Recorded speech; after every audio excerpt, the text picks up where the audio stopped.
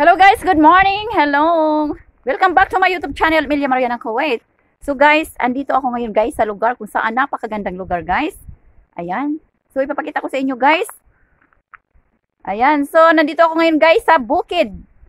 Ayan. Yan ang bukid guys. So maraming mga tanim. So ayan, may mga saging. So ayan. At ipapakita ko rin sa inyo guys ang napakagandang karagatan guys. Ayan. So, ayan guys. So, yan ay malawak na dagat. Ayan.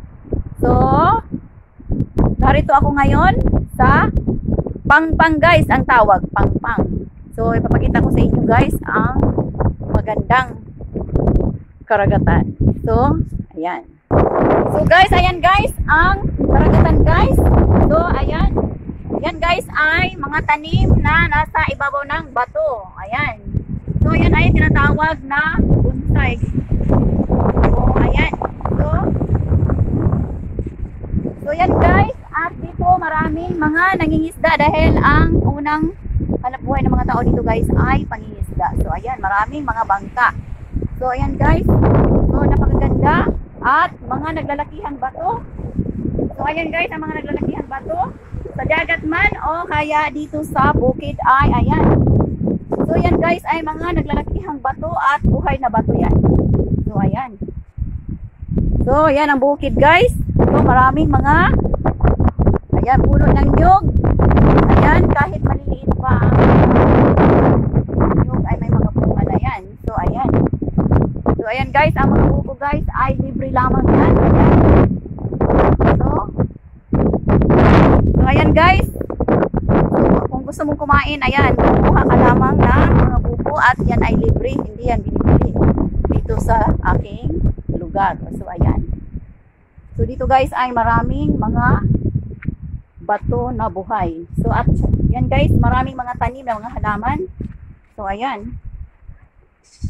So, ayan guys. So, ayan, mga tanim na mga halaman o bulaklak. Ayan. So, ayan guys. So, at doon naman banda ay maraming mga gulay na tanim. Ayan. Meron tayong alugbati, talong. Ayan. So, ayan guys, ang talong. So, yan naman ay mga halaman o mga bulaklak. Ayan. So, ganyan dito guys ang buhay guys. Sa, ayan, pangpang yan guys. Dagat at bukid. Ayan. So, naroon ang dagat. So, ayan.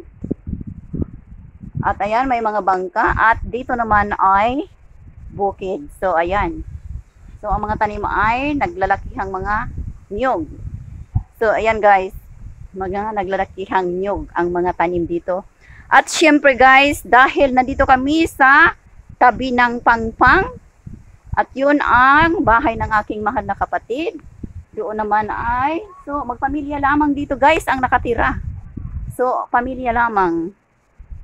Magpamilya lamang mga nakatira dito sa lugar na ito.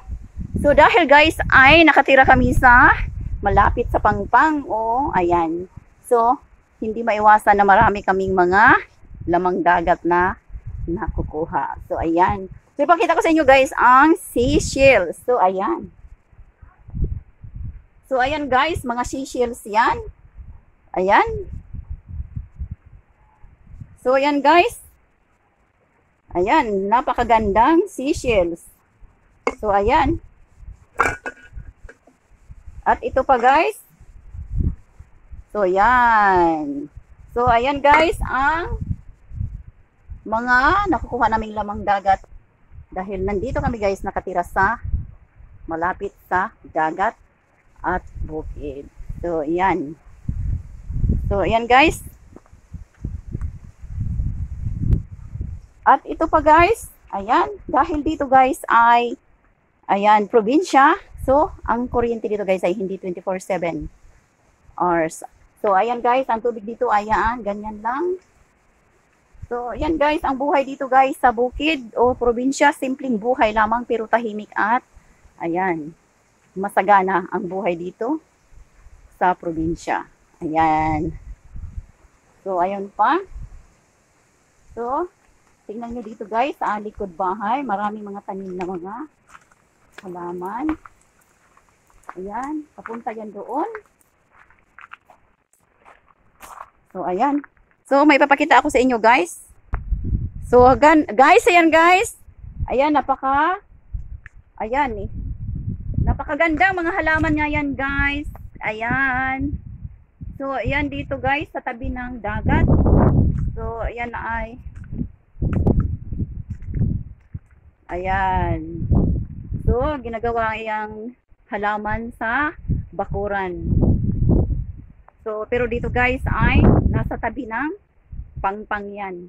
O kaya ay dito lamang tumutubo sa malapit sa dagat. So, ayan. So, maraming nabubuhay dito guys na mga halaman. So, ito guys ay hindi ko alam kung anong klaseng halaman ito, pero ginagawa itong salad sa bansang disyerto. So, ayan guys. So, ayan. Ang tawag dyan ay simsim. Or, aywan ko guys kung ano ang... So, search nyo na lang guys kung anong klaseng halaman yan.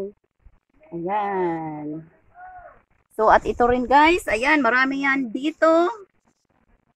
So, ayan ay napaka-halagang halaman yan. So, yan lang guys. Ang sarap ng buhay dito sa bukid at dagat. Ayan. So, thank you for watching guys. See you next video.